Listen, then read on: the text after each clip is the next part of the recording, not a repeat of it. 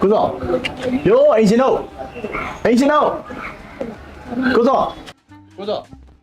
အေးကွာဘယ်သူတော့အိမ်ရှိမှာစူညံနဲ့ကွာ ဒီလိုပါကိုစောရဲ့ကျွန်တော်အခုလာတဲ့ကိစ္စကလေကိုစောရဲ့မိန်းမနဲ့ပေါင်ပတ်သက်မှုရှိပါတယ်ကျွန်တော်အိမ်လေးသက်သက်လာမှာမဟုတ်ပါဘူး ဘာကွာအိမ်ကမိန်းမတော့ဘာရှုပ်ထားပြန်ပြီလဲမသိဘူးကွာမင်းတို့ကိစ္စတော်တော်ကြီးသွားပြီ အဲ့လိုမဟုတ်ပါဘူးကိုစောရဲ့ဒီလိုကိုစောရဲ့ကိုစောမိန်းမနဲ့ညီမနဲ့ကျွန်တော်နဲ့ချစ်သူတွေလေအဲ့တော့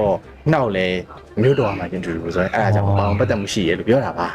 အေးကွာအဲ့လိုလှုပ်ဆန့်မှာမင်းရတယ် အော်ရှင်ကကျမနဲ့ရန်ဖြစ်နေတဲ့ကြားထဲကအစင်လာလဲတွေ့ရထွက်ပြီးတော့ ECK လောက်နေပါလေဟုတ်လား မင်းမဟုတ်ဒုက္ခမပြောနဲ့ငါယောက်ျားချင်းကြိုက်တဲ့ကောင်မဟုတ်ဘူးကွာမဖောက်ပြန်ဘူး ကျမရှင်ပြောတဲ့ယုံမဲ့ထင်းနေရလားရှင်ဖုံးနေမှာကျမအကုန်တွေ့ပြတော့ရှင်ကကျမကိုညာကျင်နေသေးရ မင်းမဟုတ်ဒုက္ခမပြောနဲ့နော်အေးမင်းအဲ့လိုပြောနေမင်းနဲ့ငါနဲ့မပေါအောင်ကွာမယ်ကွာ ရတယ်လေရှင်မပေါင်းကျင်လဲရတယ်ဒါပေမဲ့ဒီတိုင်းတော့ကွာမပေးနိုင်ဘူးရှင်ကိုဒုက္ခိတဖြစ်အောင်လုပ်ပြီးမှလက်မှတ်ထိုးပေးမှာ